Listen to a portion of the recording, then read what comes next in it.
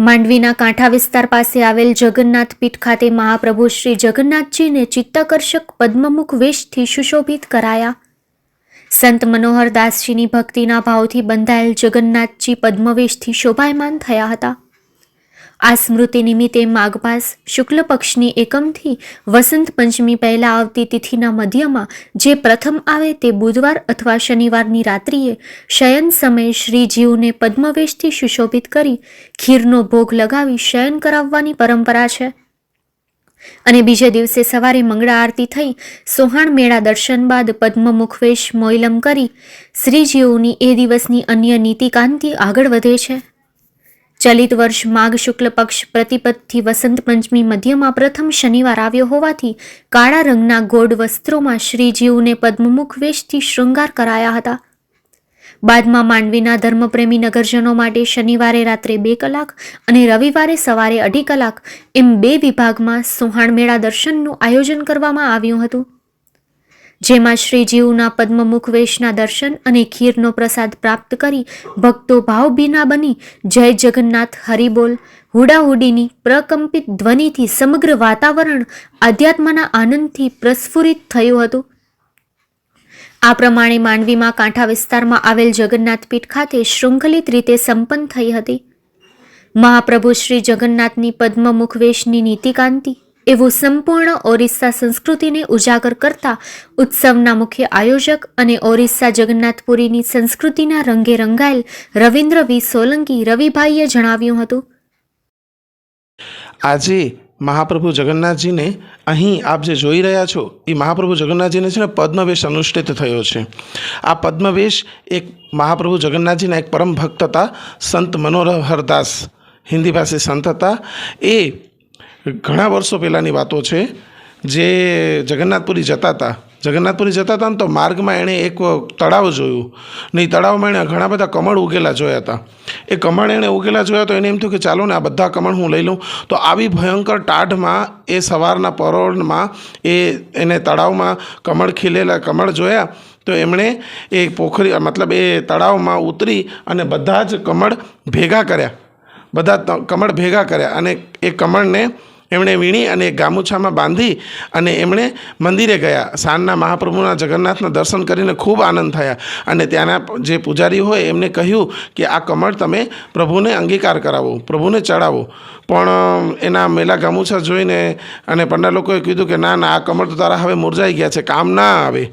તો ભક્તનું મનોહરદાસજીનું મન અતિ દુઃખી થયું અને એ દુઃખી મને બહાર આવ્યા અને બેઠા અને તરત એ જ દિવસે પુરીના રાજાને પ્રભુ સ્વપ્નમાં આવ્યા કે આ કમળ વેશથી અમે સજવા માગીએ છીએ. તરત પુરીના રાજા એ ભક્ત પાસે ગયા અને કમળ લીધા અને પંડા લોકોને કીધું કે આપ આ કમળ વેશથી પ્રભુને સજાવો. અને એ ભક્તની ભાવનાને અનુસરીને પંડા લોકોએ મહાપ્રભુ જગન્નાથજીને પદ્મવેશ કર્યો હતો. આવી રીતના પદ્મવેશની પરંપરા શરૂ થઈ. આમાં એવું છે કે આ પદ્મવેશ જે છે એ મહા મહિનાની એકમથી કરી અને વસંત પંચમી પહેલાં બુધવાર અથવા તો શનિવારના જ દિવસે રાતના સમયે વેશ થાય છે. અને રાતના ભગવાનની સંધ્યા આરતી, સંધ્યા ધૂપ અને ચંદન લાગી નીતિ થઈ ગયા પછી ભગવાનને બળશ્રૃંગાર વેશમાં મહાપ્રભુ જગન્નાથજીને પદ્મવેશથી સુશોભિત કરવામાં આવે છે. અને એમાં આપ જે જોઈ રહ્યા છો કે પદ્મવેશની અંદર સૌથી પહેલે તો જે પદ્મ કડી છે એ કડીની આજુબાજુ હંસ રમી રહ્યા છે અને પદ્મ કમળની અંદર મહાપ્રભુનું શ્રીમુખના અતિ ચિત્તાકર્ષક દર્શન બહુ આનંદ પમાડનારા છે. તો આવી રીતના એ પદ્મવેશ મહાપ્રભુનો બુધવાર મહા મહિનાની એકમથી વસંત પંચમી પહેલાં બુધવાર અથવા તો શનિવારે અનુષ્ઠિત થાય છે. એનું કારણ શું? તો એનું કારણ એ કે બુધવારના દિવસે પ્રભુજીને લીલા રંગના ઘોડ વસ્ત્રોથી સજાવવામાં આવે છે અને શનિવારના દિવસે કાળા રંગના ઘોડ વસ્ત્રોથી પ્રભુને સજાવવામાં આવે છે. એટલે એ હિસાબે કાળા રંગમાં અને લીલા રંગમાં મહાપ્રભુનો આ પદ્મવેશ અતિ મનોહર લાગે એ સારું કરીને બુધવાર અથવા તો શનિવારે મહા મહિનાની એકમ અને વસંત પંચમી પહેલાં આ વેશ રાત્રિ સમયે ભગવાનને શયન સમય કરવામાં આવે છે. અને બીજે દિવસે મંગળા આરતી થઈ અને સહાણ મેલા બાદ પ્રભુનો વેશ મોયલમ થાય છે અને બાદમાં એમની અન્યાન્ય નીતિ એ દિવસની આગળ વધે છે. આવી રીતના મહાપ્રભુનો પદ્મવેશ થાય છે. હવે હું તમને એક વાત મારી ભીતરની જે અનુભૂતિ છે એ હું તમારા પાસે રજૂ કરું છું કે 2 દિવસ પહેલાંની વાત છે કે માંડવીમાં મેં અનેક જગ્યાએ કમળની પૂછા કરી કે મારે કમળ જોઈએ છે પ્રભુને ચડાવવા માટે, મારા પ્રભુને કમળ ચડાવવા માટે મને જોઈએ છે કમળ. તો 2-3 જગ્યાએ વાત કરી પણ કમળનું ક્યાંય એવું મળ્યું નહીં, કારણ કે આપણે અહીંયા તો કમળ અમદાવાદથી આવે છે, આપ જાણો છો અહીંયા કને. પછી મને જાણવા મળ્યું કે અહીંયા કને એક બાગમાં કમળ થાય છે. તો એક વ્યક્તિ દ્વારા મને જાણવામાં આવ્યું, તો એમણે એ વ્યક્તિએ કીધું કે ઠીક છે તમે આવજો, એ ભાઈથી હું વાતચીત કરી દઉં છું અને કમળ લેવા માટે તમે આવજો. તો કાલે સવારે હું સવારના પ્રભુની બધી જે સવારની નીતિકાંતિ છે એ સંપન્ન કરી ને હું કમળ લેવા માટે ગયો. તો કુદરતને કરું એ ભાઈ પોતે હાજર ન હતા, ત્યારે એમના નાનકડા બેબી હતા, એમણે વાત કરી કે પપ્પા તો મંદિરે દર્શન કરવા ગયા છે. તો મેં કીધું કેટલી વાર લાગશે? તો કે એમ કરો ને અંકલ તમે પોતે જ કે કુંડમાં કૂદીને કમળ કાઢી લ્યો ને. તો મેં કીધું કે બેટા કુંડ કેટલું ઊંડું છે? મેં કીધું રાત્રે મને પદ્મવેશ કરવો છે. તો કે ના બહુ ઊંડું નથી. તો એવે ટાણે ભગવાનનું નામ લઈ જગન્નાથનું અને હું કમળના કુંડમાં કૂદ્યો, અને જેમાં અનુભૂતિ થઈ છે એ અનુભૂતિનું હું વર્ણન તમને કયા શબ્દોમાં કરું, એટલો મને આનંદ આવ્યો. અને જે મનોહરદાસે જેવી રીતે તળાવમાં ઊંડા ઉતરી અને કમળ ભેગા કર્યા હતા, એવી જ રીતે હું કુંડમાં ઉતરી અને મહાપ્રભુ શ્રીઅંગમાં અંગીકાર કરવા માટે કમળ મેં લીધા. અને કુંડમાં જે મને જે કમળ ભેરા કરવા ટાણે જે આનંદ આવ્યો છે એ આનંદ કોઈ શબ્દોમાં હું વર્ણવી શકું એમ નથી. એટલે આ માંડવીના જગન્નાથની લીલા કહેવાય કે એણે પણ એવી જ રીતના લીલા કરી, મને પણ કમળ કુંડમાં ઉતાર્યો અને કમળ મેં મારા હાથે ભેગા કર્યા. એ એની કૃપા, હું કાંઈ નથી. અને ઘરે આવી અને તરત મહાપ્રભુ પાસે સાષ્ટાંગ દંડવત પ્રણામ કર્યા અને પ્રભુને કીધું, પ્રભુ ખરેખર તારી લીલા અપરંપાર છે કે આટલો તે મને સૌભાગ્ય પ્રાપ્ત કરાવ્યો. અને મેં કમળ કુંડમાં ઉતરી અને કમળ ઉતાર્યા. અને આજે રાત્રે હે પ્રભુ આપણને હું કમળ વેસી સુશોભિત કરીશ. આવી રીતના આ કમળ વેશનો મહાત્મ્ય છે. આવો આનંદ એકવાર હરિ હરિ બોલ, હરિ હરિ. મારું નામ વ્યાસ પરેશ હરિવલ્લભ. હું અહીં માંડવી નવાપરામાં પાંચ મંદિરનો એરિયા જે કહેવાય એમાં મહાલક્ષ્મી મંદિરમાં સેવા કરું છું. અને આ જગન્નાથ પ્રભુનું આજે પદ્મવેશ કર્યો છે એ અત્યંત મનોરમ્ય અને દેદીપ્યમાન છે. અને રવિન્દ્રભાઈ કે જે 29 વર્ષથી આ સેવા માંડવીમાં જગન્નાથનું સેવા પૂજા કરે છે અને રથયાત્રા કાઢે છે, એ અતિશય એકલે હાથે મહેનત કરે છે. અને અતિશય માંડવીને માટે ગૌરવવંતી વાત છે કે જગન્નાથપુરીના નીતિ પ્રમાણે બધી સેવા પૂજા કરે છે એકલે હાથે. ખરેખર ધન્યવાદને પાત્ર છે. અને આ દર્શનનો લાવો માંડવીના નગરજનોને મળે છે એ અહોભાગ્ય મોટા, કે ઘર બેઠે ગંગાથી પણ વિશેષ કહેવાય. તો અને આ દર્શન કરી અને હર્ષની લાગણી હું અનુભવું છું. મારું નામ અરવિંદ ગોહિલ, પૂર્વ નગરપતિ માંડવી. છેલ્લા 29 વર્ષથી માંડવીમાં અમને જગન્નાથજીની ઝાંખીના દર્શન, દરેક ઝાંખીના દર્શન કરવામાં આવે છે. રથયાત્રા પણ છેલ્લા 29 વર્ષથી આ માંડવીમાંથી કાઢવામાં આવે છે. અને બહુ સરસ આયોજન સોલંકીભાઈ કરે છે. તો અમારા જેવા લોકોને માંડવીમાં ઘર બેઠે જગન્નાથજીની ઝાંખીના દર્શન થાય છે, એ અમારા માટે બહુ મોટી વાત છે.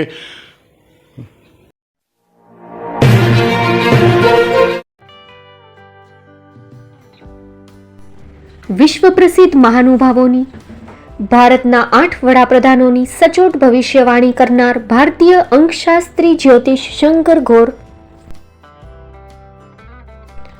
ભારતના વડાપ્રધાન શ્રીમતી ઇન્દિરા ગાંધીની વિજયની તથા અકાળે મૃત્યુની સચોટ ભવિષ્યવાણી કરનાર જ્યોતિષી, ભારતના વડાપ્રધાન રાજીવ ગાંધીની વિજયની તથા રાજીવ ગાંધીના અકાળે મૃત્યુની સચોટ ભવિષ્યવાણી કરનાર ભારતીય અંકશાસ્ત્રી, ભારતના વડાપ્રધાન નરેન્દ્ર મોદી 2014માં વડાપ્રધાન બનશે અને લાંબો સમય શાસન કરી 2024માં જીતની હેટ્રિક કરશે તેવી 12 વર્ષ અગાઉ સચોટ ભવિષ્યવાણી કરનાર વિશ્વના પ્રથમ ભારતીય અંક જ્યોતિષી,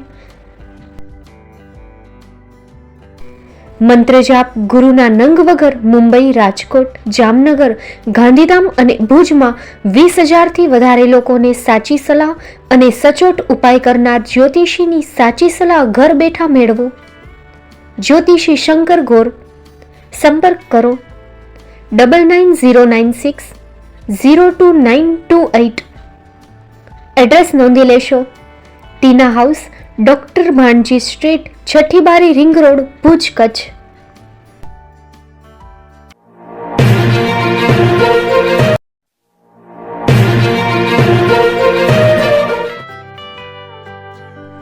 મુંબઈમાં ખૂબ જ જાણીતું નામ એટલે બોમ્બે સ્ટીલ. અહીંથી તમને મળશે ઘર વપરાશના તમામ વાસણો, હોટેલવેર, કેટરિંગને લગતી દરેક પ્રકારની વસ્તુ હાજર સ્ટોકમાં. Dinner set, mixer, pressure cooker તેમજ દરેક પ્રકારના સ્ટીલના અવનવા વાસણો ખરીદવા માટે વિશ્વાસપાત્ર સ્થળ. સાથે વાસણોની ફેન્સી વેરાયટીઓ હાજર સ્ટોકમાં. મુલાકાત લ્યો Bombay steel exclusive showroom. Export અને હોલસેલ ભાવે વાસણો મળશે. નંબર નોંધી લેશો. જગદીશભાઈ પટેલ 9221870713 022 6674 7625. મારુતિ જોગડે 9930864095. Website www.thebombasteel.com. અમારું સરનામું નોંધી લેશો. Bombay steel, shop number 16-18, Godiji building, Tamba Kanta, Pydhonie, Kalba Devi road, Mumbai 400003, Maharashtra.